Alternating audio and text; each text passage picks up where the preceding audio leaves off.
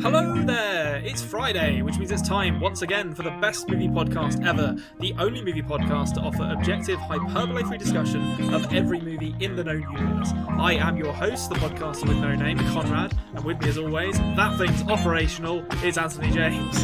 Good afternoon, good evening, and good night. I didn't want to speak for you by claiming that you were operational, but I thought you seem operational. Yeah, I'm getting, yeah. But I think I'm pretty operational. The thing is, I said to Konrad just before we started, I'm very tired at the minute. So I'm feeling like my operational is going down. But I think I still am operational. So yes, I think you're right in saying that. Sure. Like, operational doesn't imply fully, like, running at maximum efficiency. So we'll see what kind of percentage we end up with from the Anthony James. I'm going to predict 43%. We'll see. We'll see if we can crank those numbers up. If you are new to the show, we're going to be doing a movie diary this week. There's going to be a few structural changes for those who've listened before, so bear with us as we try out a couple of new things. But this is the show where we talk about the movies that we've watched since the last time we did one of these, with some extra bits as well. And if you do enjoy the show, please consider subscribing to us on the Culture Cave on YouTube or on podcasting apps. We are the best movie podcast ever there. Give the show a like. Get involved in the comments and let us know what you have watched this week. But without further ado, I say it's time to talk about some gosh darn movies. Let us do it.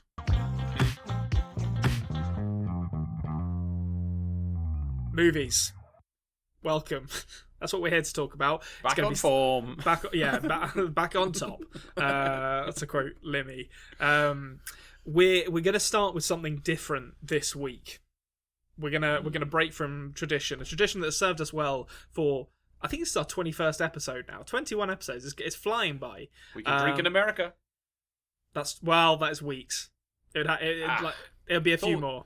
Podcast years. It's like dog years. Yeah, like sure. Podcast years.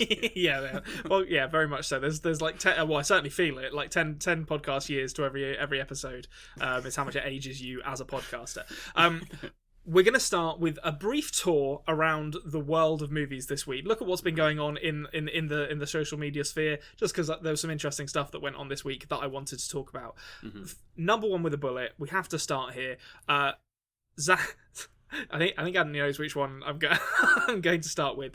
Zack Snyder revealed today that in the upcoming Army of the Dead, which is going to release on Netflix, I think next week, which I'm actually quite looking forward to, they unfortunately had to cut a zombie male stripper with an enormous penis that had a bite taken out of it because, in his words, we thought that was too much. My question to you, Anthony, is: has censorship gone too far? Well, it's not enough. Let's be honest. I mean, it depends how big the bite was. I mean, maybe the bite was too much. Maybe he wanted a small nibble. Maybe. Well, I mean, that's a good point actually. If the bite was big enough, the size of the penis is irrelevant. Yeah, exactly. Yeah, it depends who's biting it. Like, let's say if the megalodon is biting this penis, there wouldn't be a man, let alone a penis. Like, nothing left. Yeah, I mean.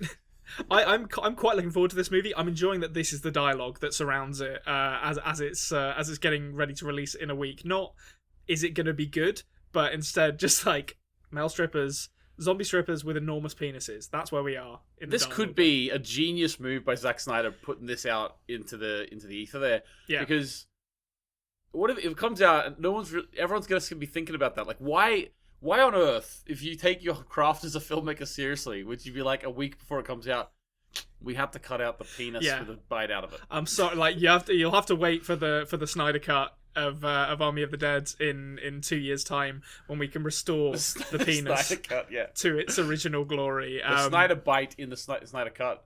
Although Conrad, I was actually looking up.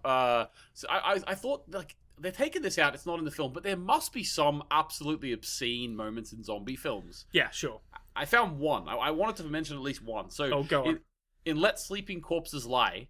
Oh, I've never heard of this. 1974. Oh. It was a Spanish-Italian zombie classic. Okay, so a zombie reached into a woman and ripped her breast off. That's the most gory, weird, sexual thing I could find. Yeah, that sounds like a giallo kind of. That sounds right up my street, the Italian horror street. I'll have to seek this out. 6.8 on IMDb. That's pretty good by Italian horror movie standards in the 70s, to be honest. And it has a guy in it who looks a bit like a Spanish David Tennant zombie. So I'll seek that out. It won't be available anywhere. That's the problem with those kind of movies. They're just lost to the vaults of time. But yeah, so we're starting with that, zombie penises. Another interesting bit of news that starting out on a high. We wanted to begin this new section in a highbrow manner, set the tone for where we were going to go next. Something else which happened this week, which I thought was quite funny, is that the fans of the MCU continue to not accept that Andrew Garfield is not going to be in Spider-Man No Way Home, despite him explicitly saying he's not going to be in it. The meme I've most seen used in relation to this is him saying, I'm not going to be in it, and then Catherine Hahn from WandaVision doing that like wink. Because no one believes him. Which it was Andrew all along. I don't know. I don't really care if he's in it, to be honest. Well, how do you feel about Andrew Garfield as Spider-Man? I didn't like the Andrew Garfield Spider-Man films. I'm just going to be completely honest with you. So I really don't care. I think it would be cool maybe to have him in. If you are going to have the rest of the Spider-Man in, it would make sense that he'd be there. I also want to say though, Tom Holland, the current Spider-Man, has been the worst in terms of spoilers. Like, it's ridiculous. He literally just... He said something about Spider-Man being in space before the Avengers film came out, where he went into space. He just spoils everything all the time. So I could imagine, like, Andrew Garfield, if he was going to be in it, not to add fuel to the fire here, but if he was going to be in it, he would be 100% being told, don't be him, don't be the little gymnastics guy from England. Yeah. Don't say a word. Well, and he's got him and Tobey Maguire, if they are indeed in it, they need to keep stum, because their careers have taken us. Garfield's less so, but their careers have taken a bit of where is Tobey Maguire? Like, well, I mean, hopefully in Spider-Man No Way Home, because otherwise I don't know what he's doing. Like, probably there's not much. Yeah, there's not much work for a 50-year-old man who sounds like a 13-year-old. Like Seabiscuit 2. Yeah, I've never liked Tobey Maguire. I didn't particularly like Andrew Garfield. Tom Holland's fine. I love Spider-Man. I can't bring myself to when an actor says he's not in something, my default reaction is to say, oh, okay, he's not in that, rather than trying to read between the lines. Yeah, okay. I know it's uncommon. Would be weird if he's in it. Let's be honest. There's this like weird culture now of like movie studios and like production companies kind of lying to the fans, but like winking about it, which I don't massively like, because I feel like it's kind of indulging hype culture, which I don't like in the first place. It's because there's a constant connection between the studio and the fans these days through social media. Like back in the day, they would have just been able to stay quiet. Yeah. Whereas now, if they feel like they have to say something, they can't just say nothing. Yeah. So they have to, and they're missing out on a chance for #engagement, which not a fan of anyway. I'll tell you something else I'm not a fan of. The next two stories we're going to have to be relatively serious about. The first one, maybe less so, but the Hollywood Foreign Press Association continues to get completely fucked. They're the guys who basically vote on the Golden Globes. And I do say guys as a gendered term, because by the sounds of things, it is made up of a bunch of old white guys, and everyone is annoyed with them, including Netflix and Amazon. And it's kind of burying... another news story, which I actually think is more important, but I thought it bears repeating here, that you might actually not see the Golden Globes next year, because NBC aren't going to show it on American TV, because everyone's saying the people who vote on this are a bunch of pricks. Not enough diversity. No. And I can already hear the keyboards flapping, not on our videos, I know that, but on certain videos, saying the best people should be nominated. Well, fuck off. If we're in 2021 and someone still has to be given the argument for why diversity is good for society, then I don't really need to have conversations with those people. And like the thing is, like, yes, that is in the cold light of day, the best people should always get the best jobs. Unfortunately, inherent bias is a thing. So, if you're a white person, you are more likely to pick a white person to take your job, or to do a job alongside you. That's just maths. That's how, the statistics back that up. Well, history shows that's the case. You need to enforce diversity to some extent, and the Hollywood Foreign Press Association have not done it, and good for everyone who's calling them out. Yeah, I will just say as well, a friend of mine recently said that when he first saw Avengers Endgame and the moment where all the female superheroes assembled. Yeah. He was like, okay, it's all right, but it's a bit on the nose for him. He was like, he walked out of the cinema thinking that was a bit in your face. Then he watched it with his 3 daughters. Yeah. And he was like, I completely get it, because Yeah. you do not like. And I said this to him. I said like the white male is the last to understand why diversity is important. Yeah.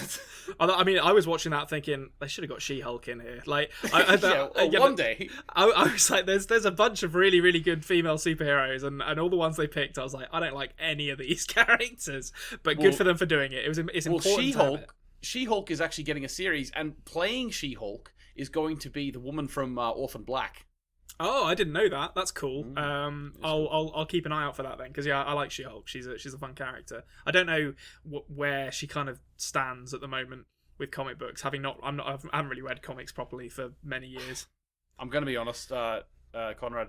I think of nothing but China the wrestler when I think of She-Hulk, so I need something new in my mind. Don't look that up. If you don't know what Anthony has just referred to there, I've never seen it. I've never seen it. I just know that she was in it. Good lord. This is supposed to be a highbrow segment where we talk about news and then we're talking about porn. What? No, I didn't. What? I'm talking about superheroes. Yeah, that she was in a porn film playing She-Hulk. Oh, I actually did you not realise it was porn? No.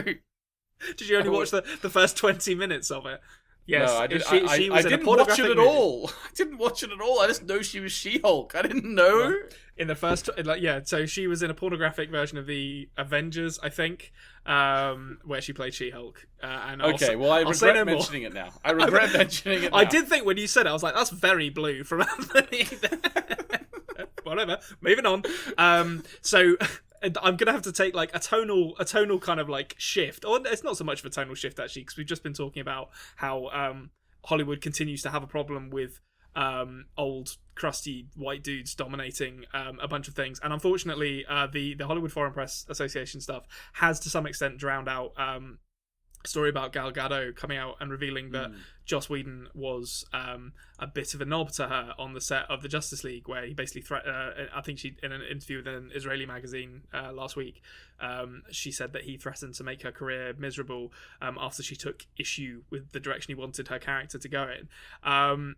And obviously, latest in a long line of accusations against Joss Whedon. This is one of the milder ones. Prior to this, Ray Fisher, the guy who played Cyborg, basically implied that he had agreed with Zack Snyder that Cyborg was going to drop his Teen Titans catchphrase "Booyah" because tonally it didn't really make sense for him to be quipping in a movie as tonally dark as the Justice League. And then when Joss Whedon came in, Jeff Johns, the producer, and John Berg, who's like I think he's like the chairman of DC Films, wanted to put the line back in.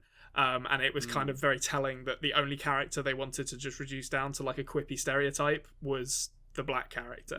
And it was implied that Ray Fisher's career was kind of placed in jeopardy as a result. And obviously as well, a few months ago, Charisma Carpenter from Buffy's very, very well written and serious accusations against Joss Whedon when he worked on Buffy. And I kind of hate to have to talk about this because I don't want to like bring the tone of the podcast down, I guess, at the beginning, but like this stuff keeps coming up, and I feel like something has to change with these people being hired to head these movies. I guess I used to like Joss Whedon a lot. I guess before these things come out, it's hard to know where you stand on these people. But yeah, it's disappointing to see yet more stuff for him.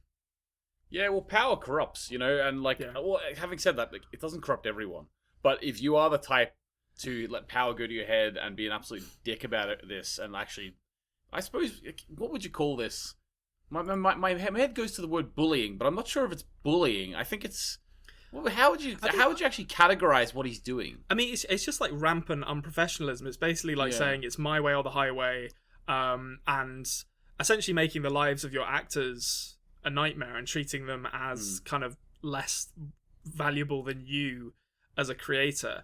And I think there's a fine line. There's an interesting discussion to be had, I think, about the extent to which someone's shitty behaviour can be excused for the art that they create. I certainly think in Whedon's case, he hasn't created anything that justifies being as shitty as he is. Not that anything could justify it, but being as shitty as he has been to Charisma Carpenter and the other people he's worked with.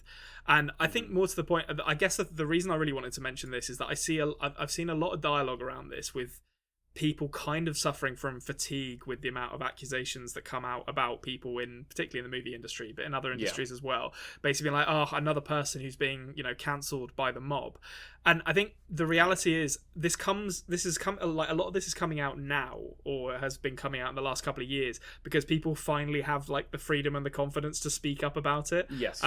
So while I get that it can be fatiguing to just constantly see it, we should be encouraging these people to talk about this, because there's a lot of these people like met with cynicism, where it's like, oh, Charisma Carpenter's only doing this for her own personal gain, and the immediate question is, well, what personal gain is she getting from this? Like, she's not going to land any film roles from this. She's putting her neck on the line. So I feel like I always feel like that cynicism is very it's a like kind of a bad faith argument, and I feel like we should be celebrating these people for having the confidence to come out and talk about this. Yeah, and I think you are right in what you say. I also think that the idea that people going on about this say cancel culture or whatever, right? I don't really get the argument. I understand that there every now and then is a case where someone gets cancelled that maybe it's arguable that, okay, it was a bit too far, maybe they shouldn't have been cancelled. But in order, that's like taking like the justice system and saying, that person actually didn't commit the crime, so they shouldn't have went to jail, so therefore we'll scrap the whole justice system. Yeah, it's like, no, most people who get cancelled, in the way that it's described, have done something abhorrent. Yeah, absolutely. Okay? I think, I 100% agree with you. Sorry, I didn't mean to cut you off there. Yeah, but also, exactly. So they've done, like, there are examples that you could throw at us, right? Where there is someone who has, like, for example, recently Lindsay Ellis. Did you watch Lindsay Ellis' video? Yeah, I did, and it was just like, this is so dumb that this is happening to her of all people. Yeah, exactly. So there are like the ironic thing is that Lindsay Ellis was actually cancelled, so to speak, from the side of the political aisle that she would actually consider herself to be. Yeah. So it is infighting as well. It's not all just let's bring them down because that's they're them. It is actually just people on Twitter jumping sometimes. But things like this, which are so like there's multiple accusations. It's important that we just view it as the facts and not think of it as this Twitter mob. Don't think about the Twitter mob. Look at what's actually come out about it and make a decision for yourself, Yeah. And I think if you come down on the side that Joss Whedon shouldn't be getting cancelled because he's a great guy, I think you need to look at it a bit harder, in my opinion. Yeah, I would agree, and I think that's very well said. That this is. We should like cherish the fact that we are in a situation now where people can speak about this openly, because very few people are getting cancelled, as you've said, without doing something shitty. Cast our minds back to the days of yesteryear as we take a walk down an exciting new feature that all the kids are talking about on the internet.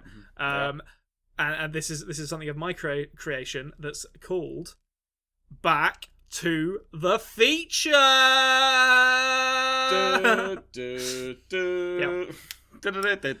Yeah. It's cue the music. We'll see if this happens. If there's no music here, we screwed up in the editing, but it doesn't matter. So there will be. This is an exciting game show. All the kids are talking about it. It's the talk of the town. Here's how it works. I have selected a feature film, hence the title, from 25 years ago, as close to today's date as possible. Sometimes it doesn't line up perfectly, but it's pretty much spot on 25 years ago today. Anthony will hear 5 clues, and he'll have 5 opportunities to guess the film.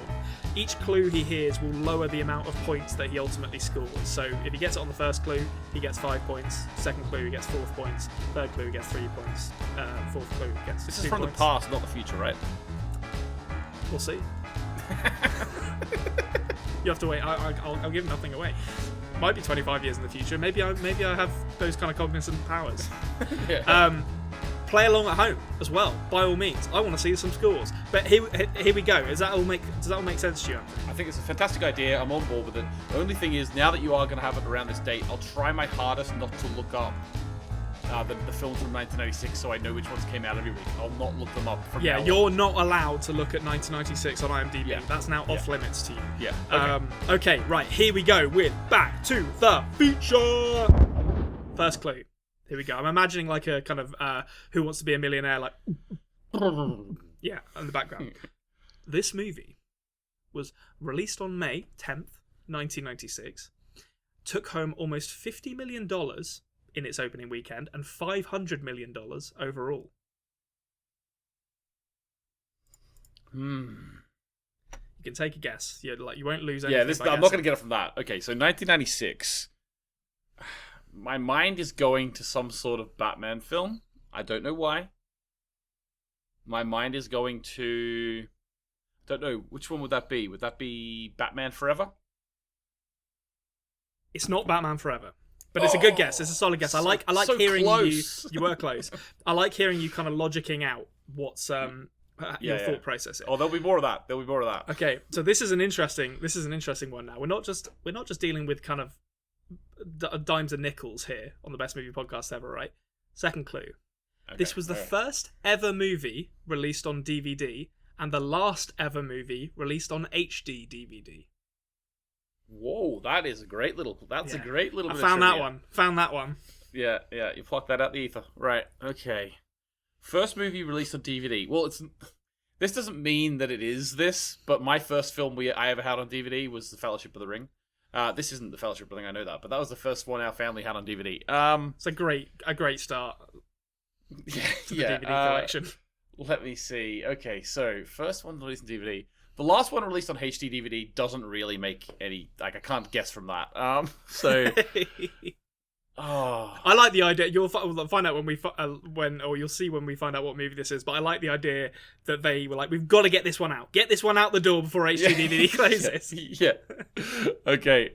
500 million worldwide. Yeah, it was a big hit. 1996. I honestly have no idea yet, so I'm going to say something like... I don't know. A pass is an acceptable answer if you can't think of anything as well. There's no pressure to always come up with one. Ninja Turtles 3.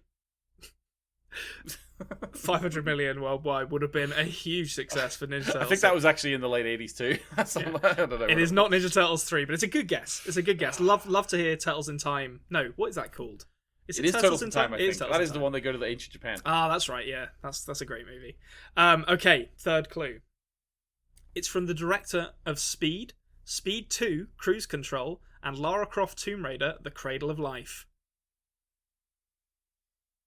Oh, jeez. I think you're going to get it on the second, on the fourth clue is all I'll say. So you've got two more after this. Speed 2. Right, okay. To be honest with you, Konrad, I'm still just guessing based on the year. Like that's all right.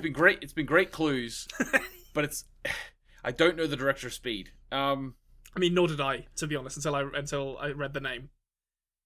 Think of the type of movie, though, is all I'll say as a little. Okay, I can't quite remember the name of the film, but I know that Nick Frost in her Hot Fuzz loves it. Is it Point Break?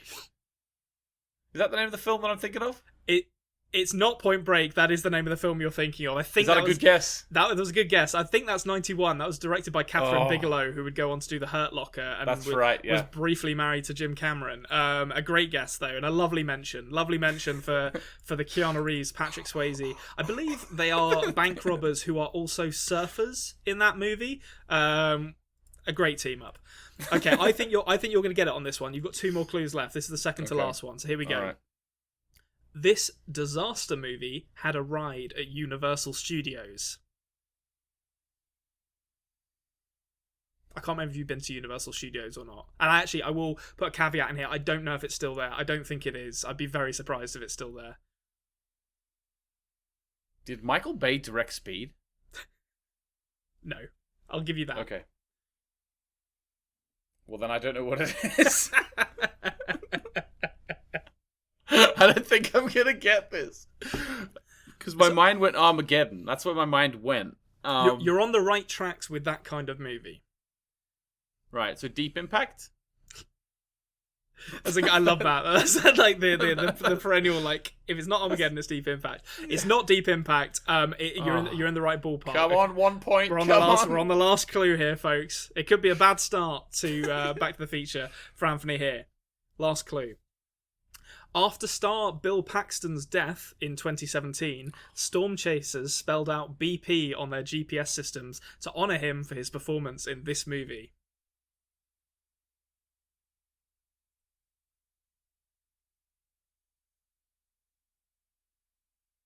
Bill Paxton. Yep. Is he the guy... I'm pretty sure I know who he is. He was in the Circle that I reviewed on this podcast a while ago. Yes. He passed away as his last role. Okay. Yeah. Okay. So he was in this film. It's also in Aliens and Predator 2, amongst other things. Okay. So tell me that's the clue again. Bill Paxton. After star Bill Paxton's death in 2017, Storm Chasers spelled out BP on their GPS systems to honour him for his performance in this movie. Okay, so it's an Air Force movie. It's a disaster movie. I feel like there's going to be people at home roaring at you, which is what we want. That's the I am going to say the wrong film, just to warn you. Pearl Harbor. It's not Pearl Harbor. That's a bit later, 1996. I think they were all good guesses there, though. The answer was in fact Twister. Of course, Helen Hunt. Yeah, Helen Hunt. I did. In fact, would you have got it if I'd have said Helen Hunt in that last clue as well? Because I did think about mentioning her. I would have got it if you said Helen Hunt at the start. You just said the word Helen Hunt. I would have guessed Twister. Yeah. Yeah, but that's okay. That's okay. Don't make it easy. You were knocking on the door. I feel like you got Did you? Out of curiosity, that's second last clue. Did you say natural disaster movie or just disaster movie? I think I just said disaster movie. So if you had said natural disaster movie, possibly. But then again, what I'm basically saying is, if you had made the clues easier, I would have got it. Well, listen. I mean, I think you've given a decent account of yourself there, and you've given yourself a solid platform to build on because you can only get better than. No, I would love it if we did like this 100 times, but I never got it. Well, but like this is fun. I can't wait to see what the people in the comments got. Tell us how much points you got. If you played along at home, don't cheat. Be honest about what you got with that. I'll be keeping an eye on all of you. Exactly, and one of my favorite parts of I can't remember exactly what film it is. Think it might be Danny McBride in like Pineapple Express or something. I'm not sure. Yeah. But I can't remember what it was. Someone tell me. But it's where he just goes, "What's your favorite Helen Hunt movie?" And then you're like, "Twister!" Twist their nipples. I'm hoping that we can do this most weeks as well. I will say, like, we'll see. At the moment, we're in like the kind of ripe summer blockbuster territory. So it's all fun and games getting one every week. When we get to like the fallow January period next year, we'll see how well that holds up. But that was Back to the Feature, the debut showing of Back to the Feature. So well done, Anthony, for playing. Well done, you at home for. Well done for playing. I get a participation award, do I? You get like the what did they give for Countdown? They give like a mug or something for Countdown. They get it's like a teapot. Yeah, so you get the Back to the Feature teapot with Doc Brown's face. Yeah, could I also just say, right, because we were talking I know we're in a different segment now, but I just want to say this quickly because it is funny. A bit earlier on we were talking about people who rile against cancel culture. Yeah. You know how there's also that thing about people saying kids these days, they get awards for everything. Participation awards? Fuck off. You know those people? Yeah. Right? Well, I just want to say to you, I took a basketball team from my school to a tournament. We came dead last. They got an award. Every one of them put it in the bin on the way home. Oh, they know if they're winners. Yeah. Let's just say that. Yeah, like the idea of like it's very easy to tell who the winners and losers are, regardless of whether you get a medal or not. I love this idea that somehow like this kind of like fundamental human desire to win is just doesn't exist in millennials and Zoomers. Yeah. Also, just to end this, the people who complain about that are the ones that give the trophies. Let's just say that. They're the ones who have to pay to get them made and organise it, and they'd rather just not do it. It's just laziness. Blame the kids. Like, they have to exist, so we have to give them trophies. It's like, what? You're the one doing it, you idiot. Am I that out of touch? No, it's the kids who are wrong. Now, if you've been watching at home or listening at home, thinking, when are they going to get to the movies? Here we are. We've arrived at it, finally, at long last. We're going to talk about the movies that we've seen since the last time we did one of these. If you didn't enjoy that, you're a humorless soul, and I pity you. Very much so. So I think I can't actually remember. I mentioned this film to you, and then I didn't actually check up to see if you did get a chance to see it. But the one I was going to start with, so I think we probably have the most to say about it, is a movie that's just come out in the UK and Ireland, which is Palm Springs on Amazon Prime. I didn't get a chance to watch it, but I'm happy to hear about it. Okay, well that's fine. I won't spend too long on it. To be honest, I didn't like it that much. The reason I thought you might enjoy it is because, weirdly, it is another time loop movie, like the second in the last 2 months. This one's starring Andy Samberg, Kristen Milotti, and J.K. Simmons. It's a debut from director Max Barbacow and the writer Andy Ciara, who I think met on some short that they made a few years ago. And basically, there was The Map of Tiny Perfect Things, which came out a few months ago, which I really liked because it had a lot of sentimentality to it that really appealed to kind of the soppier side of me. This doesn't do that at all. I think the central performances are good and are funny at times, but they very much go like the science route, where Kristen Miliotti's character basically says, "Okay, I'm going to dedicate my life and several lifetimes to learning like black hole physics to correct this portal that is when you walk through it, you enter a time loop, and that is essentially the like inciting incident of the movie, that Andy Samberg and her are hooking up at a wedding. Neither of them are particularly happy. She's the sister of the bride. They get chased by J.K. Simmons, who shoots Andy Samberg with an arrow through this portal, and then they're all in the time loop. And if the inclusion of J.K. Simmons' character in that plot description sounded like a bit of a throwaway, that's because his character is a bit of a throwaway. I love J.K. Simmons. Great to see him in a movie. His character here adds nothing. He has no arc, and he should have been cut. He shouldn't have been in this movie because he's pointless. It's just to have him. It's just to have his name in there, basically. Well, yeah. I mean, he's kind of like an antagonist, but he barely shows up, and then there's like a resolution between his character and Andy Samberg's character that doesn't really feel very earned because they barely speak to each other throughout the entire movie. And to be honest, that is my problem with this movie as a whole, is that it's not very sentimental. It goes through this kind of like sciencey solution to the problem, whereas a lot of these movies, like your Groundhog Days and Map of Tiny Perfect Things, is like, you've got to fall in love, or you've got to fix this mistake you made. The characters have to learn something, and I don't really feel like any of the characters learn anything in this movie, which makes is it a comedy? Like, what is it? It is a comedy. It is quite funny. If I was going to say there's a strength, it is in the jokes, particularly. Andy Samberg does Andy Samberg stuff and is pretty good at it. It briefly threatens to kind of elevate beyond its genre trappings when Kristen Miliotti's character asks Andy Samberg's character if he's slept with her before, and it kind of gets into this interesting discussion where they're like, is it kind of a semi-abusive to be basically repeating over and over again until you can like get this woman to sleep with you in this time loop, and it starts to go down that route, and that was the moment where I was like, oh, this could be kind of interesting, and then pulls back from it and just becomes very generic. So yeah, and I think the one other thing I would say about it is the fact that it's not very sentimental makes the ending quite abrasive, because it just goes full sentimentality and it's completely unearned. Not an awful movie, but I didn't enjoy it that much. Okay, well, I'm always interested to see time travel films, as you know. So yeah, I'm interested to see a comedy which sort of tries to lean into the more sciencey stuff. That's why I thought you might like it, actually, because it does really go heavy on the sciencey stuff, to be honest. Yeah, it doesn't go into sort of Big Bang Theory sciencey stuff, does it? It kind of does, yeah. I mean, there's literal scenes where she's like on Zoom calls with physicists talking about all sorts of stuff that I'm not intelligent enough to understand. When I say Big Bang Theory sciencey stuff, I mean the sitcom. Oh no! I thought you meant like some kind of like astrophysics stuff.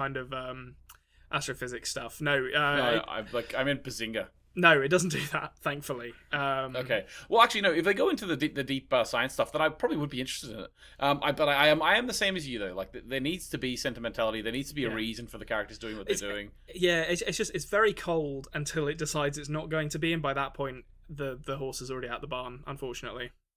Yeah, if it is just a cold science thing, I think I could just be watching a documentary.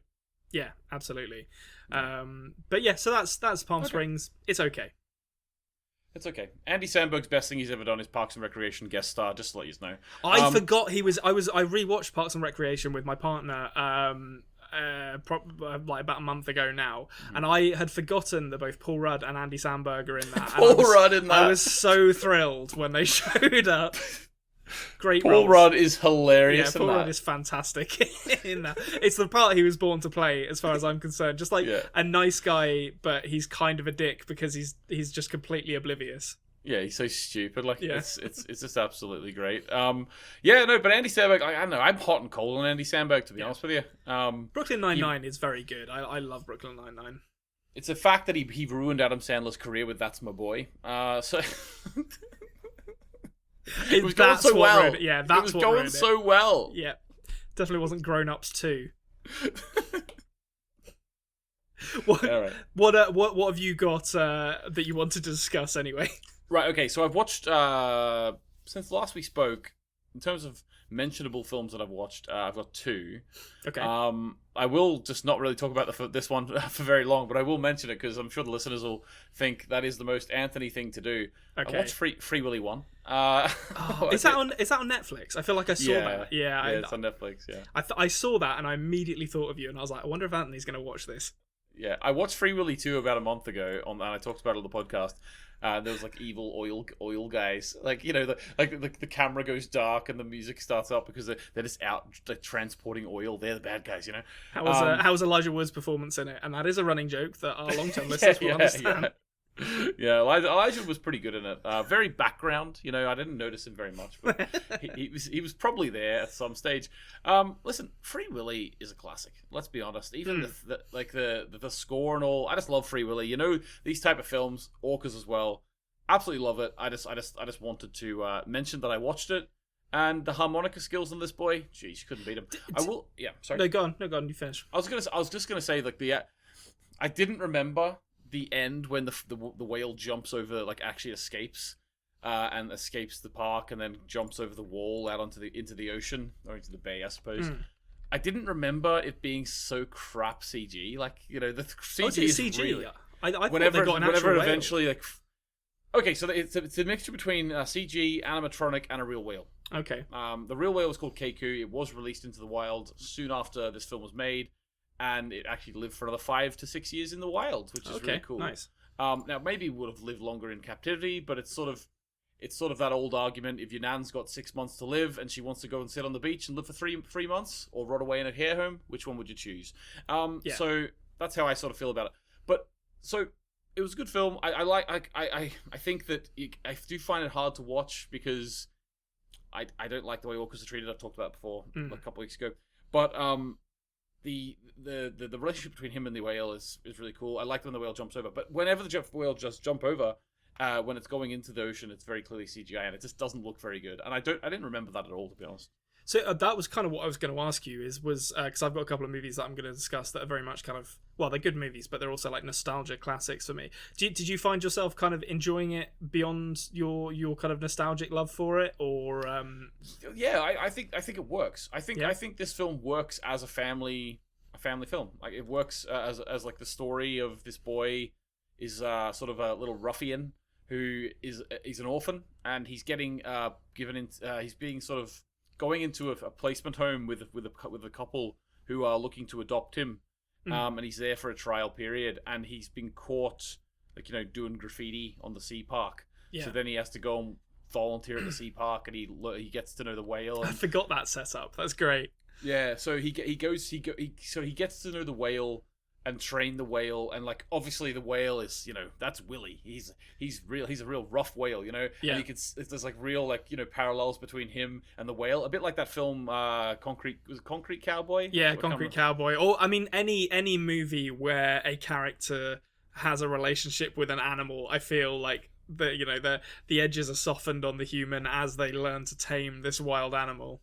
Yeah, exactly. So even like the trainers at the place couldn't tame Willy, but he could. He tamed Willy. That's the setup, and eventually he sort of comes good, and then he steals his new father's truck, and they steal the whale and drive it to the water and release it. And that's the story. Meanwhile, the big businessmen who want to make all the money and sell scumbags. Sell Willie. Well, they are scumbags because they're torturing an intelligent animal. But anyway, they want to make the money off him, and they're like, there's a moment at the end which they get to they're chasing them. They get to the water. They finally release the whale into the water, but then it's in like sort of a little marina, and then like these boats go across with the nets and like trap the whale in, and the rich fellas are like looking so smug. They're like, yeah, you thought you could get away with this? The whale's trapped with the nets. And then the little kid runs up to the rocks and just goes, ha! And the whale jumps over the rocks. And the two rich guys are like, what the fuck just happened? Great film. I remember that visual being very good. It's a shame to hear the CGI doesn't hold up, because admittedly I haven't seen this since I was probably 10 or 11. But I remember that CGI looking... Oh, I remember that visual being good. It was good for the most part. The poster does a lot of the heavy lifting. On the poster, it's him standing there with the whale jumping over orca. Sorry, I should say. They're not whales. Are they not whales? No, they're the biggest variety of dolphin, essentially. The reason why people call them whales is because the Japanese translates to whale killer. So we call them killer whales. That's fascinating. I did not know that. Yeah. So because they actually when they're in their pods, like certain pods, did you know like certain pods of orca, they have different ways of catching food. Like they all have their own cultures and things, right? And their own their own languages, and there's certain ones that like sort of go underneath ice and then make a wave go over the ice to knock the seals in. I've watched videos of like seals just being on like little breakaway bits of ice, being like surrounded by like 3 killer whales and just being. It's like a horror movie. It's just like get out of there. But that's how those certain orcas hunt. But there's other orcas who literally beach themselves to get seal. There's other orcas who have learned how to hunt blue whales. Oh wow, those guys sound like badasses. Yeah, they're like the I don't know, like they're the biker gang. They're the biker gang. They're like the sharks or the jets of the. Oh wow, I guess tattoos all over. That'd be great. Killer whales with shark tattoos on them, just like we're the sharks. Yeah, and like they've all got mom on their flipper, Don't want to mess with these guys. Yeah, they have like that's Free Willy. I love a family film open to all ages, and this one does the job. I haven't seen this in a long time. I will say it seems like it's one of the... Is it Disney? I can't remember if it is a Disney movie or not, Free Willy. It probably is now. Yeah, that's a good point, yeah. But I mean, this one Warner seems Brothers, like... I think. This might have been kind of... I think you are right. I think it is Warner Brothers. But it seems like it's been a little bit forgotten to time, this movie. It's not kind of held with the same reverence that... I don't know, like some of the animation from this period is held in. But I remember enjoying it, and it tells a nice story. It tells a nice story. And I think like looking back on it, and the whales in captivity in the film, I think it will actually survive possibly the whole culling of animal cruelty, because the story is about them setting him free because it's cruel to have him in the tank. Yeah. And as well as that, the actual whale that was in it, because he was in this film, was able to be released into the wild. So there is some positivity around the film's message in terms of the current attitude towards it today as well. Yeah. No, that's... Even if the whale was tortured to make it. Yeah. Give and take. I'm sure the whale doesn't feel that way. Or I'm sure the orca, doesn't feel that way. See? Well, not anymore. I'm learning. Not anymore. That's true. Doesn't feel at all anymore. That's a very down note to end that discussion. A moment of silence for the killer whale. Okay, right. I'm going to talk about a couple of movies now, and then we can finish on the big one that, or the main one you wanted to talk about, I think, because I've got to talk about two basically in the same breath, because it wouldn't make sense not to. Cool. Anthony, have you heard of a film called Star Wars? I've heard tell of it, yeah. Okay, so I watched 2 Star Wars movies. One on the first 2. I did, yeah, the first 2. Make of that what you will. We'll go into that more in a second, listeners. This was not on May the 4th because I screwed up and couldn't do anything on May the 4th. My partner's a big fan of Star Wars. This is on May the 5th. May the 5th be with you, I guess. So I watched A New Hope and then Empire Strikes Back. And I watched. So I did an interesting thing with these. I've got a special DVD release of these movies that comes. It's the last time the unedited versions were the big silver ever case available. No, so this is before the silver case. This is basically, we had in this one you've got the versions that were released with George Lucas's CGI fuckery in the 90s, and there was also a bonus disc that was the Laserdisc copy, which doesn't have any of that. It's the original release, cinematic release, weird aspect ratio, very low resolution, but you get to see the movie basically as it was when it came out in the cinema. So I watched the Laserdisc version of A Star Wars A New Hope because I cannot deal with the scene where Han Solo walks over Jabba the Hutt's tail, because I feel like it completely ruins the threat of Jabba the Hutt as a character. He looks terrible. He looks terrible, and also it's like Han Solo is supposed to be afraid for his life. He shouldn't be joking around with and walking over this character's tail. He will kill him. That's the whole. That's the whole point of Han Solo's arc in this movie, is that he needs to get back and pay Jabba the Hutt. And then I watched the actual updated version of Empire Strikes Back. And you know what? These movies are good. That's my hot take. Star Wars, good movies. Yeah, very good movies. I think that. There's always a discussion around the original trilogy. Everyone always talks about they're the best. They're the number ones. Like, every generation seems to like everything that came before their generation. Do you know what I mean? So I am a prequels person. So I actually really like the prequels. I fully get all the issues. Don't you worry. I do. But I was like 12 in the cinema. Like, if the internet didn't exist, I would think that Jar Jar Binks was the shit, right? Yeah. It's the internet that does it. So we all love the original 3. Obviously we do, because they're back then. I like the prequels too. The sequel trilogy, I can see all the issues there. I enjoyed a fair bit of them, but I see all the issues there. But the kids who are growing up these days are going to love it all, because they're growing up. It's only the ones that come out when you're like in your early adulthood that you realize, oh god, this is. Well, and I'm really interested. If the internet exists back then, no, it was too groundbreaking not to be hit. I think. So I think the thing I will say is the first movie. There is such a marked step up in quality between A New Hope and Empire Strikes Back. Yeah.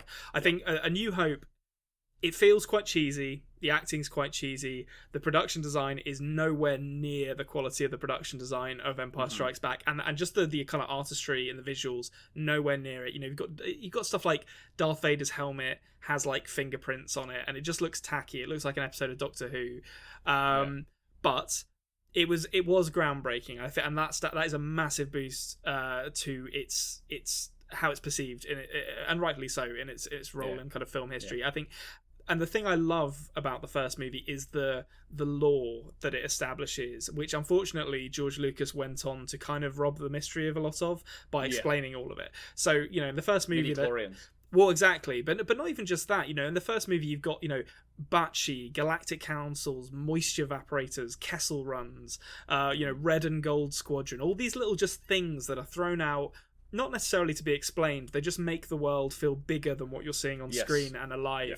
And unfortunately, George Lucas spent a lot of his time, mainly in the prequels, but to a certain extent, actually, like later on with the other people who made the second trilogy, making the universe smaller by bringing it all together, being like, oh, Anakin always knew C-3PO, and this is what the Kessel Run is, and et cetera, et cetera. I don't mind a bit of that, but when you watch this movie, it's like, this feels so big because there's so much here. And the other things, obviously, that are really cool about it are Han Solo. He's a pretty cool character, I'll say. Yeah. The John Williams score, obviously amazing. And it's a ripping yarn, as you'll want to say. It's a lovely adventure movie, great pacing, doesn't really let up. I did notice something I hadn't realised when I was watching this when I was younger. No one can seem to agree on how to pronounce Leia or Leia. Like they call her Princess Leia and Princess Leia interchangeably in this movie. And I'd never noticed that before, but they maybe haven't decided what they were going to go with, or maybe George Lucas was so. I know he did American Graffiti before this, but maybe he was like too timid to just say, "Yeah, listen, that's not her name." Yeah, you're pronouncing that wrong. Please pronounce it correctly. But I mean, Carrie Fisher herself pronounces it incorrectly at one point, and she should know. So maybe she just changes. She is a princess after all. Maybe she's just like, "I'll be called this today." She can just change her name by royal decree. The one thing I know, a really interesting thing about this film, though. Go on. They actually I don't know about in Empire Strikes Back if they'd improved their way of doing this, but definitely in the first Star Wars, they actually did the lightsabers by just shining a light through the cell itself. Okay. So they actually cut a hole in the film and shined the light through to capture the image. That's crazy. Isn't it? Every frame. It's like unreversible as well. Like, you better get that right, because like otherwise you've got a hole. Well, in the you film. can copy the frame. I guess you could. Yeah, that's true. Yeah. But that's nuts. Yeah, and I wonder if they did that for all of them then, or was it literally just the first movie? Yeah, I don't know. Maybe they did it. He released the film, and then like a load of other people came around to him and goes, "You know, George, there's way better ways to do it. You could have done this in an easier way, George." And to be honest, I think that's the story of Empire Strikes Back in a lot of ways. Like the George Lucas, his imagination is kind of what makes A New Hope so good. There's other good stuff about it as well, but that kind of world building is really what made it remarkable. And then you get to Empire Strikes Back, and it's just like, holy shit, this is a real movie here. Like, like Irvin Kershner took over and was the director of this one, and you can just tell the difference in style. Is just so, it's like night and day. Yeah. And I know that Rian Johnson has a lot of critics about his Last Jedi, but I will say the difference between in terms of style and an approach to the film compared to J.J. Abrams for Force Awakens when they moved to The Last Jedi. It's a similar change in style, I feel, as you had going from George Lucas into Irvin Kershner. I think, whether you believe it was successful or not, but I think they were trying to do the same shift in tone. Yeah, and I think I absolutely agree with that. And I think you and I are of a similar mind that, like, Last Jedi isn't a perfect movie. I think it has flaws. I think it's messy in a lot of places, but I respect that there is an artistic vision there, which Rian Johnson remained committed to, even if he didn't perfectly achieve it. Certainly when you compare it to Rise of Skywalker, which I think is just a garbage fire of a movie, literally within days of it coming out, J.J. Abrams started distancing himself from it. Yeah, it is a shambles of a movie, just awful from start to finish. And Last Jedi, like I say, has its problems, but you are right. Like there's a presentational consistency to it and a tonal consistency to it that I really enjoyed. And yeah, this has that as well. So obviously, like, atmosphere, it's just like that final lightsaber fight between Luke and Darth Vader with like the oranges and the blues in the carbonite freezing room, just visually stunning. And then you've got loads of little elements as well. Frank Oz as Yoda, who I pointed out to my partner also played Miss Piggy, and as soon as I did it, she was like, I can definitely hear the Miss Piggy in Yoda, and I don't think she's going to be able to look at Yoda the same. But yeah, Empire Strikes Back is just a brilliant movie, and I don't think I'd appreciated until I watched it this time around quite how good Empire Strikes Back is. Yeah, no, it's very, very good. So you're gonna continue on and watch Return of the Jedi? Yeah, Return of the Jedi will probably be popping up next week, I think, and then we'll see about the others. We'll see. Awesome. Okay, well, I've got one film left. Okay. I wasn't going to talk about Free Willy at all, but then we just got into it. But this one, let me ask you a question, Conrad. What do you know of Lady Gaga? I know that she was born this way, and she once wore a dress made of meat. Okay, yeah. So that's the dress made of meat is what I thought you were going to say first of all. Oh, okay. So I love that you went to the born this way, but she was born with a dress of meat on. That's the thing. Oh, lucky. So basically, a little background. I've seen Lady Gaga live, believe it or not. I bet that was really good.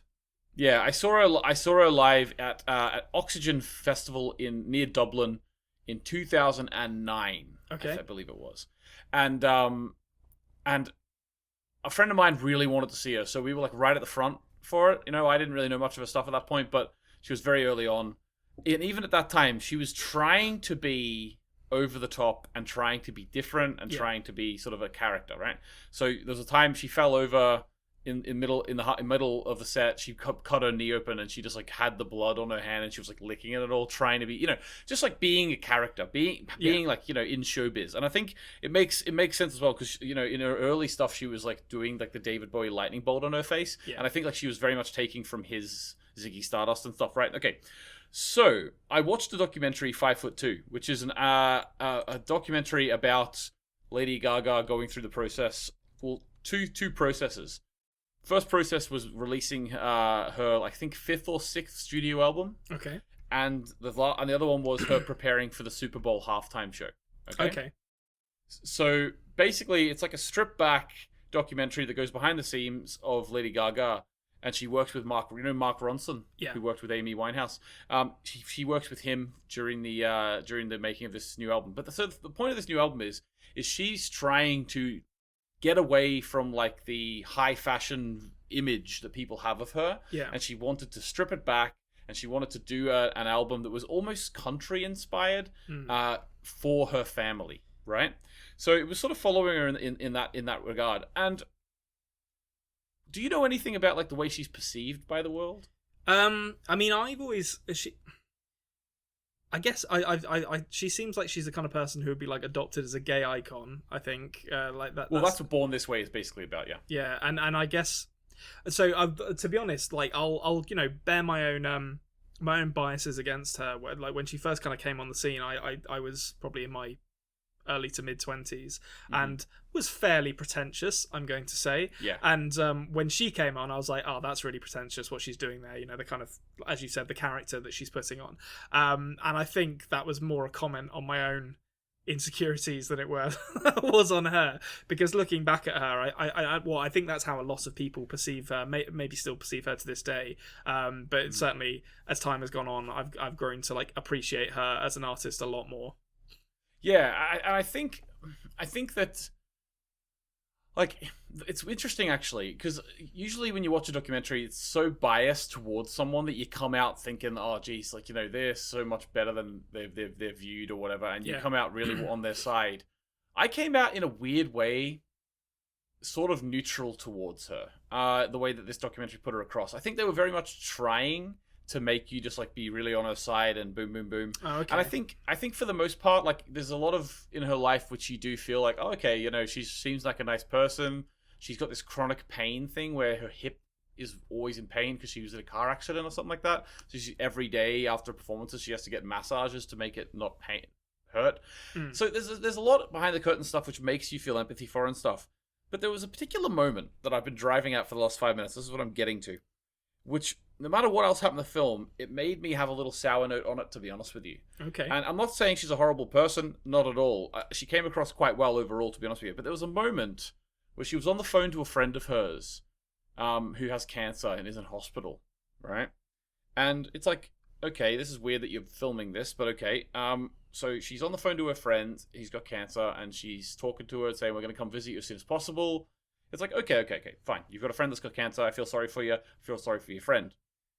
And then whenever she got off the phone, she's in a room full of people, and it was almost that I could see the isolation of fame has gone to her, because she just got off the phone, almost started crying, and said, I'm losing everyone. Okay? So it was like, in my mind, I was like, that was the snapshot I needed to show me how divorced in a way from everyone else you kind of are, because there was every time there was something that you really could relate to her with, there was a little moment of like something like that, where a little self-centeredness there, which I'm sure is just bred from being this super famous pop star that you can never really even trust people around you, whether they're your real friends or not. Like, I'm sure there's all that going into it, but that's the way. What I will say is, though, I can imagine some people watching this documentary, and when she was preparing for the Super Bowl show, let me just put it this way, she was really, really... Now, a lot of people are going to watch it and think, bossy, okay? So behind the scenes, with all the dancers and all the costume designers and everything, she was like going, no, you need to do this, because you need to do this, and we need to be, and it needs to be like this. I need to know what the fabric's like inside my jacket. I need to know what it's like, because when I put it on, I need to know how much I'm breathing on stage, right? And the way it sort of come across, I know it was very neutral in the way that it showed her doing this. And I know that people who aren't au fait with, like, the film industry or the dance industry or the entertainment industry might look at her and think, well, she's a bitch, right? I watch it and I'm like, whoa, she is brilliant at her job. Yeah. Because she was right. There's 3 days to go till the fucking Super Bowl show. Yeah. And there was dancers still rehearsing without their costumes on. You know, and she was just like, she was like the leader of the orchestra behind the stage, and it's called 5'2", and this is really what stuck out to me. She's this tiny little woman with like 30 people around her, and she's just like, listen, this shit needs to be on, and all this sort of thing, right? Yeah. And I'll go to you in a second, but I'll finish with this. The film ends. Now, sorry to spoil everyone, but the fact of the matter is she did a Super Bowl show. She does the Super Bowl show. Spoilers for 2018. Now, this is really cool. The way it ended, I really liked. Okay, so it's worth watching the film just to get this moment, right? Because I'd never watched her doing the Super Bowl show. It gets to the point where she's on the pitch halftime Super Bowl, and she's about to be lifted to the roof because that's where she started her her performance. Yeah. She's about to get lifted. She gets attached to the things, and she turns around and says to the fellas who are attaching her, she says, I just wanted to say this is the pinnacle of my career. I just want to thank you for being part of it. And then the camera goes down to her shoes with these really huge high heel silver shoes, and the camera stays there, but her feet get lifted out, right, of the thing.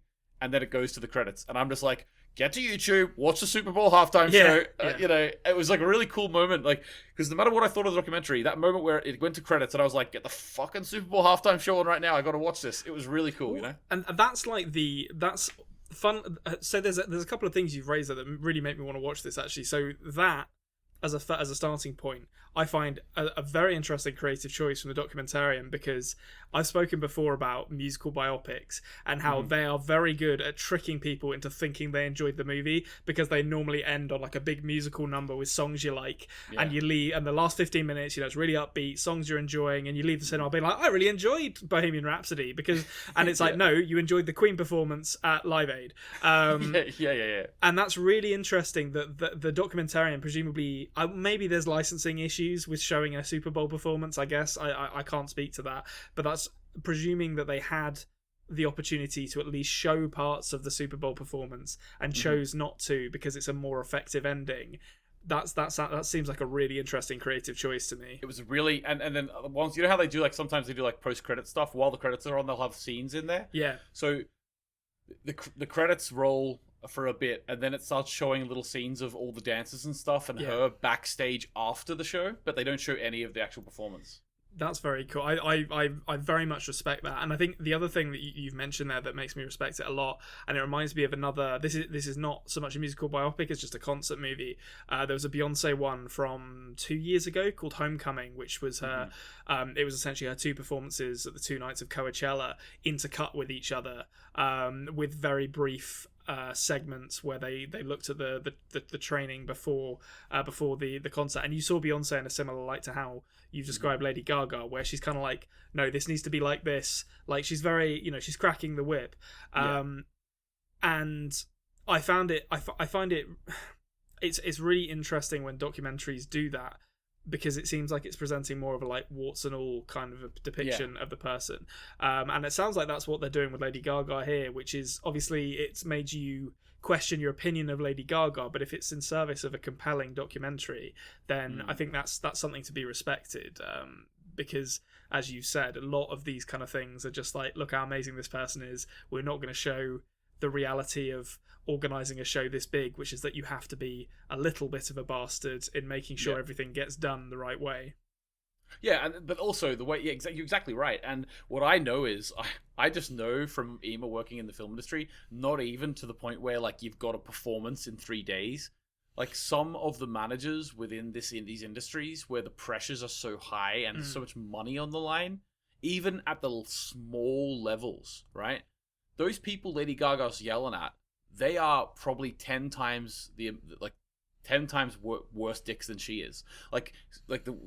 I know for a fact that there are so much pressure on those people that it just gets to the point where like all the managerial stuff you learn about, like going to people and saying, like making it think that's their idea, and you've got time to go down and sort of fix the problem.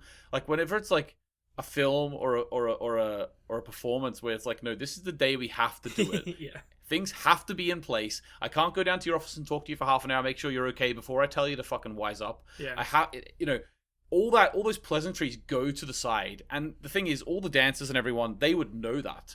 They know that's the way. And trust me, Lady Gaga is not the worst boss that they will have ever had. Yeah, and I think that is I don't want to say a brave choice, because more documentaries should be like that. But the fact that she's willing to be depicted in that way, and the documentary is seemingly presenting an unvarnished view of what it looks like, what the work that's required and the attitude that's required to get something like this done is commendable. So I'm definitely going to check that out because I love the sound of that. Yeah, awesome. Okay, cool. Did you say that was your last one for? That's my last one. Yep. Okay, well, I think then that is going to do it for us here on the Best Movie Podcast Ever. I hope you at home have enjoyed this slightly reshuffled format. We'll be continuing to tweak things as we go, always trying to find the best way to entertain you guys at home. But this just leaves us with one simple question to answer, as we always do, which is, Anthony, what is your favourite movie? Free Willy. It's a great choice. I'm gonna say Return of the Jedi, just to really put the cat among the pigeons. Definitely not fucking Twister, I'll tell you that much. I had to watch that movie. I say had to. I watched that movie with my partner fairly recently. I'm not sure about the $500 million. I'm not sure it deserved that, to be honest.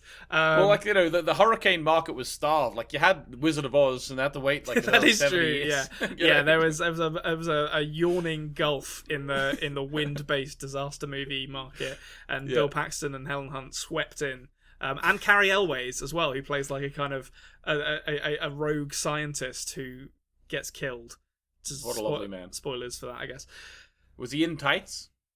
He might have been. You don't see his lower half that much because he's normally in a black SUV. He's probably in green tights, I'd say. Yeah. Or he was doing this the whole time as well. It was really weird.